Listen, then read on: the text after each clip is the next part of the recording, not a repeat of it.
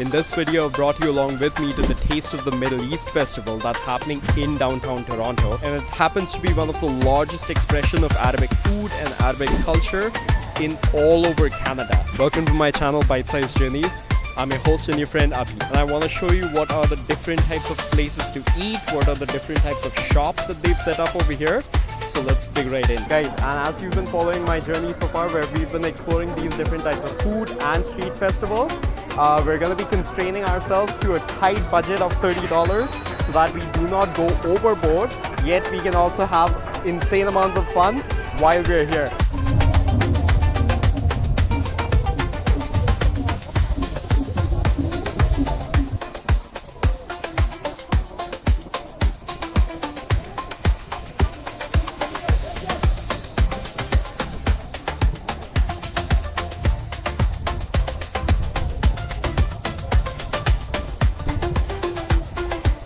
Toronto, are we ready?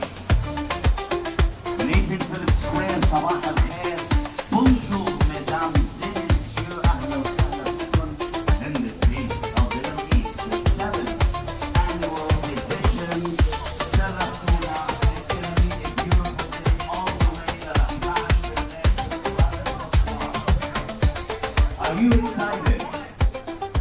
Of course, Stanley, you're not hosting. Okay, so right now we're inside of an Ittar store, and it smells insanely beautiful, like just so fragrant over here, man. Boss. For 3 days, Friday, Saturday, and Sunday, we thank you for your support. And the one So guys, inside over here there's a few different Ittar stores, and for those who don't know what Ittar is basically like a type of natural perfume made from essential oils extracted from flowers, herbs, spices or barks. It is highly concentrated, alcohol-free, and the use of which can be traced back to centuries in the Middle East and India. In India, the history of Ittar is deeply intertwined with the cultural and historical fabric of the region. The town of Kannauj in Uttar Pradesh, often referred to as the perfume city of India, has been a major center for Ittar production for centuries. in 15 minutes, husband. Our show will start in 15 minutes, I ask.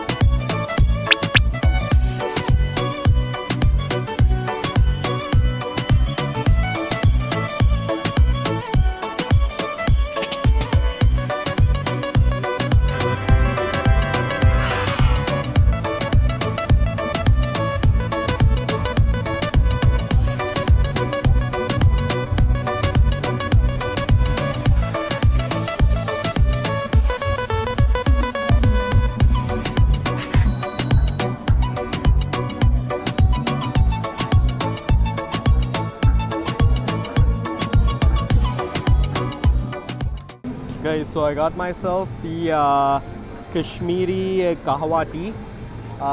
So there was a spot over there that was really good. Like I think it was the only like Indian Kashmiri place that I found over here. Well, not the only one. I think there's Shan Masalas as well. But anyways, long story short, it rained maybe like 10-15 minutes ago, and all of a sudden during the rain it was nice and cool, and now it's just insanely hot and super muggy all over again, and I'm sweating bullets like no tomorrow. So I had to get myself something cold and like a drink. Fortunately, I got myself this kahwa tea right over here. For those of you who don't know, Kashmir is a state of India, and like all Indian state and like all Indian subcultures, it's got its own completely distinct menu, foods, drinks. The kahwa tea is like one of the most famous beverages from Kashmir itself. They also have the Wazwan menu, which is basically like a wedding feast. It's an insanely tasty feast, and hopefully I can show that to you guys sometime pretty soon. But for now, I'm gonna be enjoying this drink. It was a little expensive for $7, but man, much needed in this kind of heat. Fortunately, there's a little bit of a breeze blowing because I came and sat right across this little water body over here that they have, which turns into an ice skating rink through the winters. But yeah, I'm gonna be enjoying this, and then I'll quickly go and check out some food places. identified a few different spots. It's a little difficult because they all smell really nice. Like the meat smells and the meat grilling is like smelling really good. So I'll show you guys a couple of different spots. Let's go.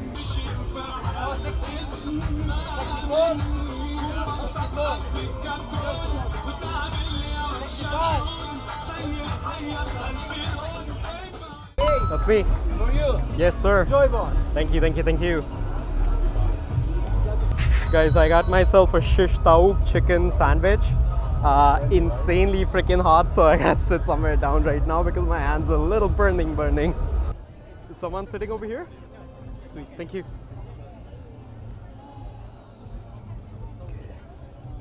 It's a prerequisite for me. How easy is it to eat? This is not so easy. No, that's not.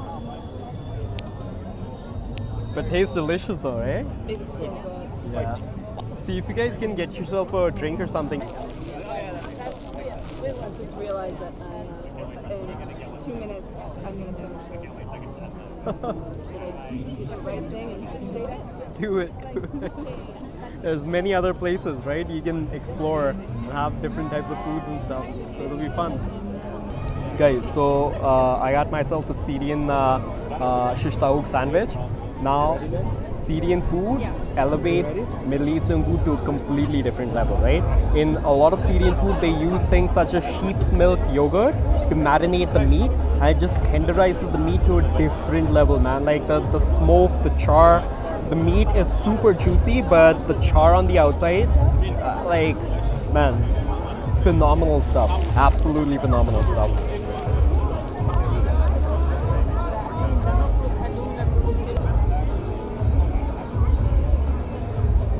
So there's a place in Montreal called Damas, which has one of the best Syrian foods that I've ever had. I have not had a lot of Syrian food, but man, like compared to say a shawarma or like a chicken kebab or like a shish taouk, something that I've had at say like a Turkish place, Syrian food is just on a different level altogether at that point.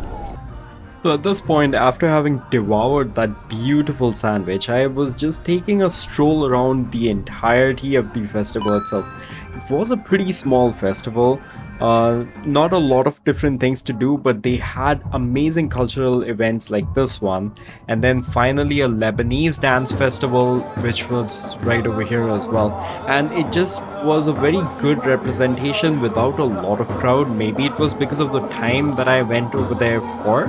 But it was just phenomenal being there, and people were having fun, people were enjoying. It rained a little bit, but then it was just a fun hangout spot.